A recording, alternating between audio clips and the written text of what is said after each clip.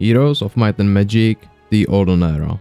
There are my thoughts about it and my wishlist of stuff I wanted to have. Before we even start the video, please rename it to Heroes of Might and Magic 8 or something like that.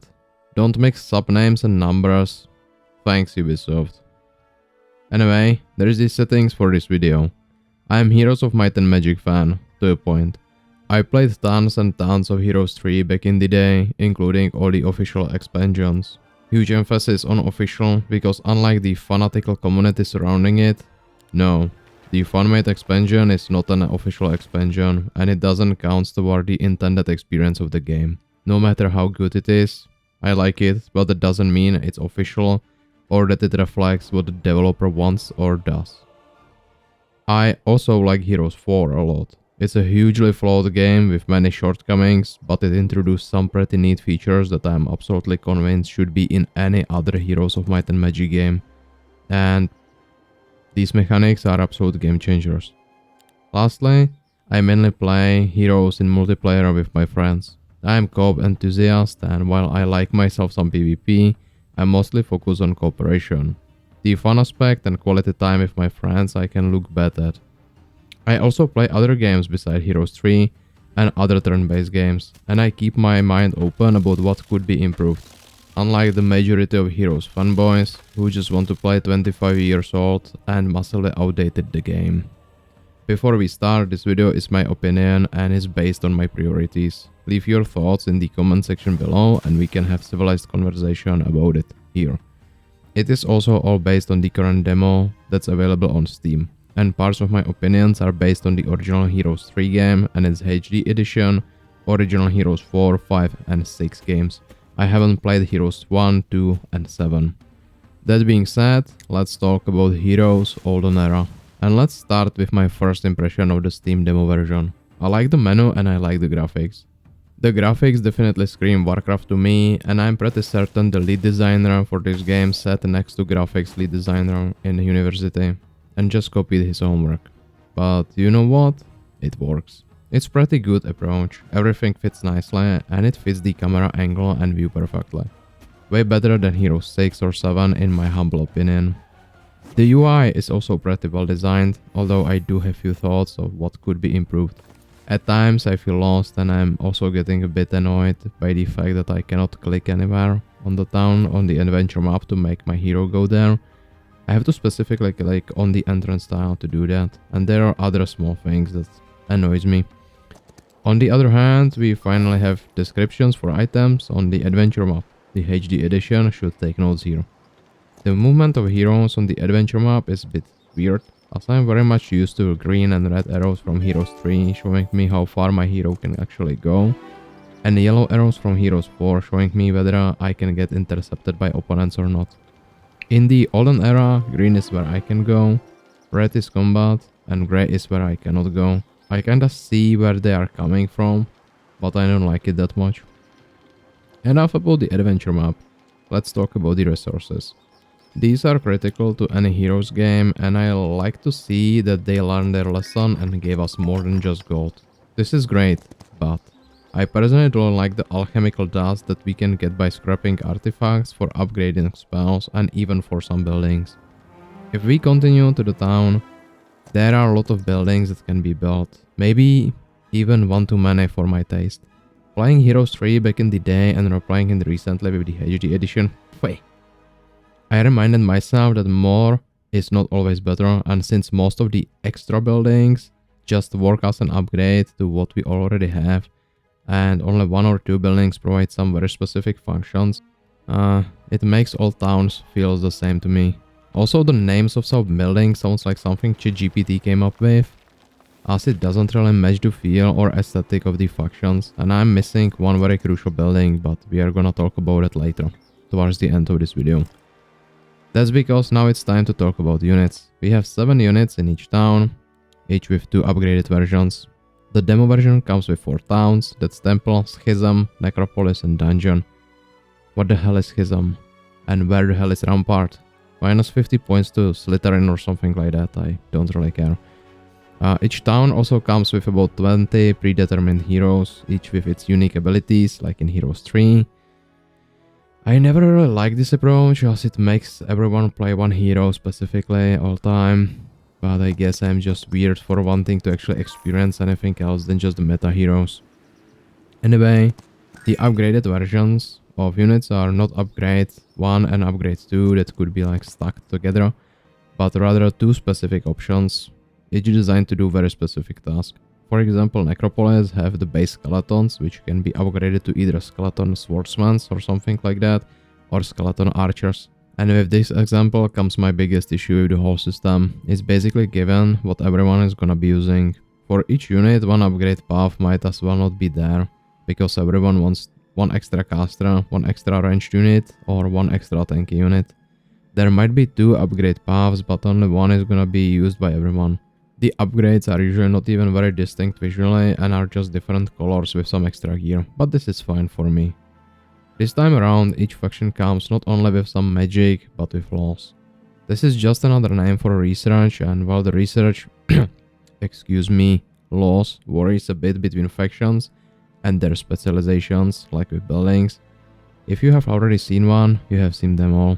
There are some minor details changing between factions, but mostly it's the same tree with very similar bonuses.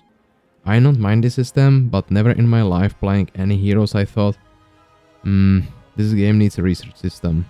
If you are curious, because this game has been marketed as spiritual successor to Heroes 3, yes, it is very much just sort of fresh attempt at Heroes 3. I should say it's an attempt to copy Heroes 3 and freshen them enough to be sell-worthy in 2025. Essentially, they are trying to sell us Heroes 3 for the third time, and unlike with the HD edition, I kinda like this one. It's not bad, and it has all the fun stuff it seems to me, but for some reason it also has all the borderline garbage and absolute waste of code features as the original Heroes 3 had. So let me talk about those for now. If you couldn't tell so far, I liked basically everything. I know my accent, sarcasm and monotone voice makes it hard to distinguish when I like something and when not, but yeah, so far I like this game a lot. I like most of the gameplay, I like the towns, although where the hell is my rampart?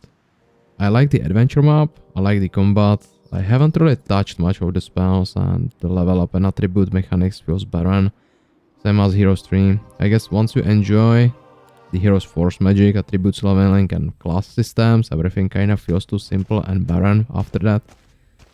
But I understand most people like it this way, and they never really did give these features from Heroes 4 a fair chance to begin with, so I guess I never really expected this to be brought back anyway.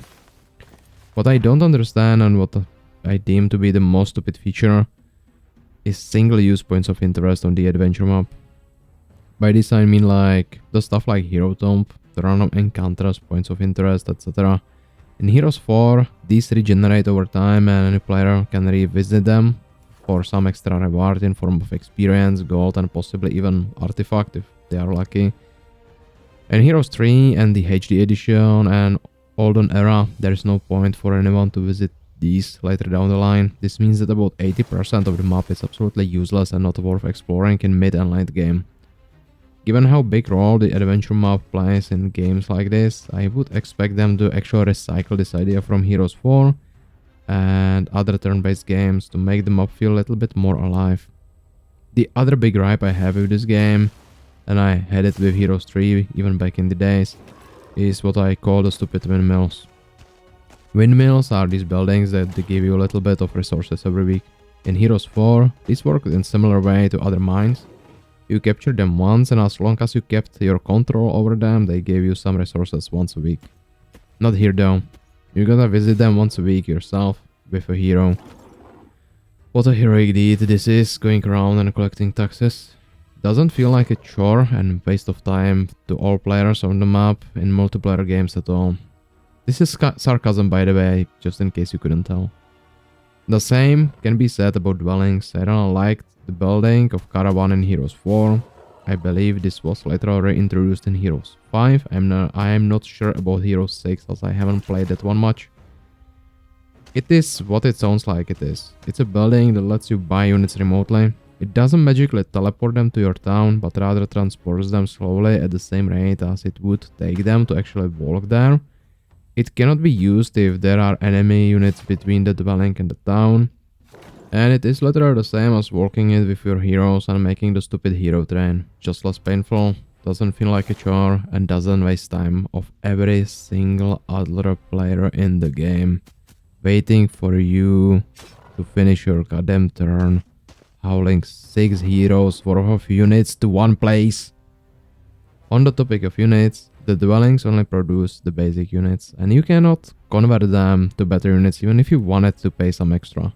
To upgrade your freshly recruited units in dwelling, you gotta go to the town first, upgrade them here. Hope you haven't selected the wrong upgrade path. If you did, then re-upgrade them and then walk them to your main hero. Sounds like fun.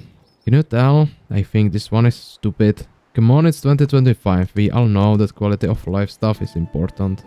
Make it take the same number of turns, but don't make us do it manually. It gets old pretty quickly. As someone who played games of Heroes 3 with 5 friends back in the days and with 3 friends these days, gosh, it sucks to wait 30 and more minutes for your turn.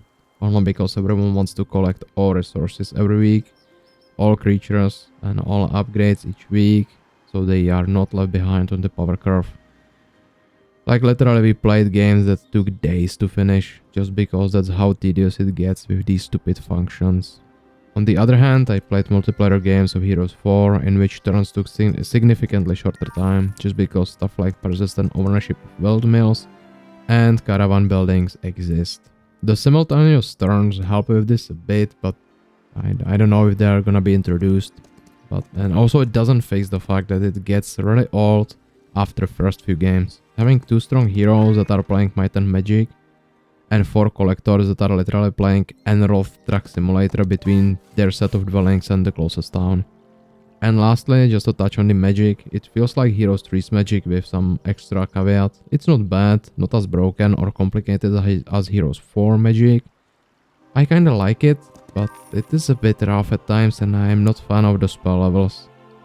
But hey, this is what I think of the game's demo version so far. I really hope we are gonna get Rampart and hopefully even the Caravan in the final game release, although I'm pretty pessimistic. And please, for everyone's sake, don't make it always online garbage and let it be online playable even once the life cycle of the game is finished. I don't care if it's just a LAN option, but give us the option. I'm looking at Ubisoft. Be good for once. Bye. Hey, editor Tesag here. I realized I forgot to talk about the music, because music is a huge part of any Heroes game. It's not floating across water from Heroes 4 or Combat 2 from Heroes 3, but the music is really good. I enjoyed it. I didn't mute it the whole time I played the game. It's decent.